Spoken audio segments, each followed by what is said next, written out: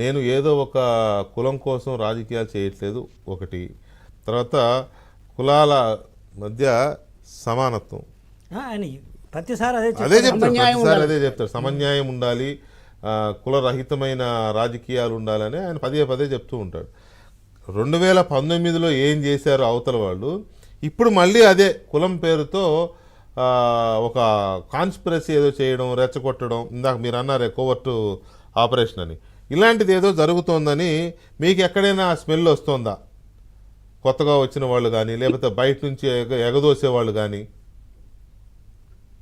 వెంకటకృష్ణ గారు, అలాంటి పరిస్థితి అయితే నాకు పార్టీలో ఏం కనపడలేదంటే, ఎందుకంటే కొత్తగా వచ్చిన పాతోళ్ళైనా ఇవాళ అంతా మా పార్టీలో కళ్యాణ్ గారు మీద ఆధారపడి ఉంటారు తప్ప సొంతంగా ఎవరు మాట్లాడే పరిస్థితి లేదు.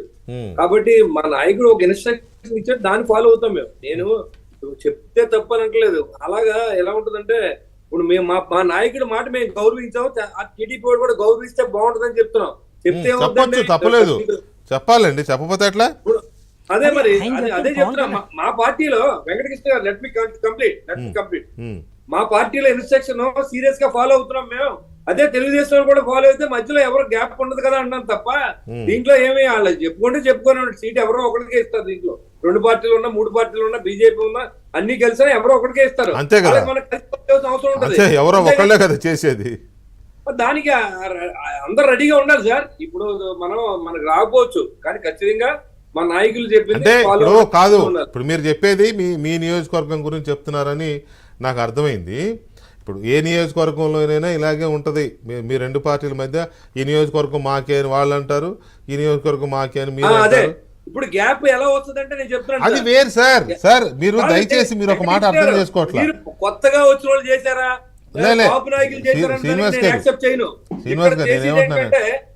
వెంకటకృష్ణ గారు నేను చెత్త మాట్లాడండి. ఏదైనా వాల్యుబుల్ పాయింట్ ఉంటేనే మాట్లాడండి. మీరు నాకు అడ్డం తగలకండి. ఎందుకంటే ఇప్పుడు మీరు అనుకున్నట్టుగా మా తమ్ముడు వెంకటరెడ్డి గారు కానీ ఆయన కానీ ఎవరిని ఉద్దేశించి నేను మాట్లాడలే. ఎందుకంటే ఈ రోజు ఏదైతే క్లాషెస్ ఎలా వస్తాయంటే ఇద్దరు కలిసినప్పుడు ఎంత డిలే అయితే అంతా మనకి డివైడ్స్ వస్తూ ఉంటది 2 పార్టీల్లో.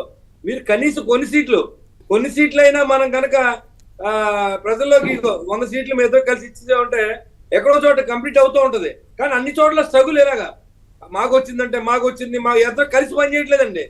ఇప్పుడు కింద స్థాయిలో కలిసి చేయమని చెప్తున్నారు 2 పార్టీలు, కలిసి పనిచేయడానికి 2 వ్యక్తులు కలవట్లేదు అక్కడ. కాబట్టి ఇలాంటివన్నీ కూడా గ్యాప్ క్రియేట్ అవుతాయి తప్ప దీన్ని ఎవరో ఇప్పుడు శ్రీనివాస్ గారు అంటే నాకు మీరు రాజకీయాల్లో రాజకీయాల్లో అంటే మీ అనుభవాన్ని నేనేమి అంచనా వేయడం లేదు, లేకపోతే సంవత్సరాలు లెక్క పెట్టట్లేదు. కానీ రాజకీయాల్లో పొత్తులు ఉన్నప్పుడు సీట్లు ఫైనల్ అయ్యి ఈ సీటు ఫలానా పార్టీ, ఈ సీటు మా పార్టీ, ఈ సీటు ఆ పార్టీ అని వాళ్ళు అఫీషియల్గా ప్రకటించేంత వరకు ఇవి ఎవ్రీ టైం ఉంటానే ఉంటాయండి.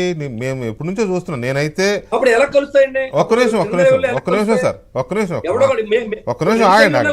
మీరు చెప్పండి ఒక్క నిమిషం నన్ను చెప్పనివ్వండి. నేనేమి ఇద్దరి మధ్య పంచాయతీ తీర్చి మీ ఇద్దరిని కాపురం కాదండి, అతనితో కాదండి, పార్టీలు అనేది తణుక వీరిది.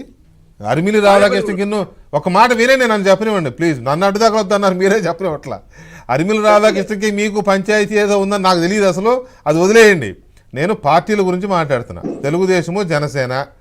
తెలుగుదేశము జనసేన మధ్య పంచాయతీ కుదిర్చి ఏదో కాపురం చేయించే ఉద్దేశం నాకేం లేదు. అది మీ పార్టీలకు సంబంధించిన ఇష్టం. అయితే మేము మా అనుభవం లేదా మేము ఎప్పటి నుంచో చూసింది, మాకంటే సీనియర్లు ప్రసాద్ గారు కానీ ఇంకా అంతకంటే సీనియర్లు చూసిన అనుభవాలు ఎలా ఉంటాయంటే, కొన్ని సందర్భాల్లో పొత్తులు సీట్లు ఫైనల్ అయిన తర్వాత, బీఫాములు కూడా ఇచ్చిన తర్వాత, నామినేషన్లు ఇచ్చిన తర్వాత కూడా కొట్లాటలు ఉంటాయి. ఎందుకంటే ఇది పొలిటికల్ ఆస్పిరేషన్స్ అండి. ఆ టైంకి అయిపోతే మళ్ళీ 5 ఏళ్ళు కూర్చోవాలి ఇంట్లో అనే ఒక ఐదు, మీకైనా మీ ప్రత్యర్థికైనా ఇంకొకరికైనా అది అనివార్యం చాలా చోట్ల. అది కాదు ముఖ్యం ఇక్కడ. అల్టిమేట్ గోల్ ఏంటి? మనం గెలవాలి, ప్రజలు గెలవాలి అనేది కదా మీ పార్టీల లక్ష్యం. మీ పార్టీ లక్ష్యమేనా, తెలుగుదేశం పార్టీ లక్ష్యమేనా? అది మిస్ అవుతుంది అంటున్నా నేను. అది మిస్ అవుతుంది అంటున్నా. అది ఏం మిస్ అవ్వట్లేదు, మేము ఓవరాల్ గా పనిచేస్తాం, దానికి ఏం ఇబ్బంది లేదు మాకు. నేను అనేది కూడా అదే. గ్యాప్ రాకుండా ఉండాలంటే ఏం చేయాలంటే అది చెప్తున్నాను నేను. ఏదో ఒకటి ముందు డిసైడ్ చేసి ఎవరో ఒకరికి ఇచ్చేస్తే అది అక్కడతో అయిపోద్ది. దీంట్లో ఇంకా కమ్యూనికేషన్ గ్యాప్ ఏ ఉంటుంది, ఎవరో ఒకరికి ఇచ్చిన క్లోజ్ అయిపోద్ది, అది గొడవ ఉండదు. మరి ఆ మాట పవన్ కళ్యాణ్ గారిని అడిగారా తొందరగా డిసైడ్ చేయండి అని?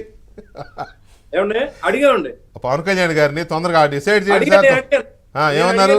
చేయండి సార్, ఇది మేము చెప్పాం, మేము చెప్పాం మా నాయకుడు, మేము చెప్పాం. ఆయన డెఫినెట్ గా ఈ ఢిల్లీ వెళ్ళి వచ్చిన తర్వాత కొంత అన్ని క్లారిటీ వచ్చే అవకాశం ఉంటుందండి. ఈ బీజేపీ దాంట్లో ఏదో వాళ్ళు ఏదో కొంత పొత్తులో భాగంగా ఉంటారనే ఆలోచనలో మా నాయకుడు ఉన్నాడు కాబట్టి అది అయిన వెంటనే క్లారిటీ వస్తుంది, దాంట్లో అనుమానం లేదు.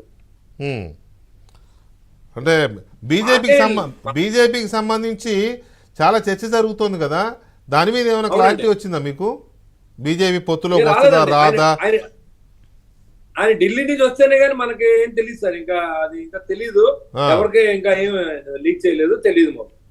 ఓకే, అంటే ఇప్పటి వరకు ఉన్న దీని ప్రకారం అయితే జనసేన పార్టీకి, అంటే అఫీషియల్గా ఎవరికి మీకు తెలియదులేండి, నేనేమి మీకు తెలుసు అని నేను అనడం లేదు, కానీ మీకు బాగా అంటే ఒక స్థాయిలో నియోజకవర్గాన్ని లీడ్ చేసే స్థాయిలో ఉన్నారు కాబట్టి మీకు కొంత ఐడియా ఉంటుంది కదా.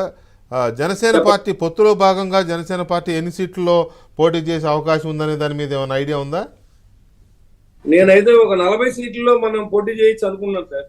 ఓకే, పొత్తులో భాగంగా మీ పార్టీ ఒక 40 సీట్లు తీసుకుని పోటీ చేసే అవకాశం ఉంది అనుకుంటున్నారు? అనుకున్నాను నేనైతే, నా సొంత మీ అంచనా? మీ అంచనా? అనుకున్నాను, నా అంచనా అలా ఉంది. మరి ఓకే, తర్వాత వాళ్ళిద్దరు ఇష్టం, మా నాయకుడి ఇష్టం, చంద్రబాబు గారి ఇష్టం. అంతే కదా, ఫైనల్ గా వాళ్లే కదా డిసైడ్ చేసేది. మీ కోరిక లేకపోతే ఇగో 40 సీట్లు అయితే మన వాళ్ళు చేసే అవకాశం ఉందని మీరు అనుకుంటున్నారు, కానీ డిసైడ్ చేసుకోవాల్సింది వాళ్ళు కదా, మీరేం చేస్తారు? రైట్. జీవి గారు, దీనికి సంబంధించి మీ దగ్గర ఏమన్నా ఇన్ఫర్మేషన్ ఉందా? చెప్తా. ఇప్పుడు రాజకీయాలు ఇందాక కూడా చెప్పాను, మన ప్రత్యర్థులు చాలా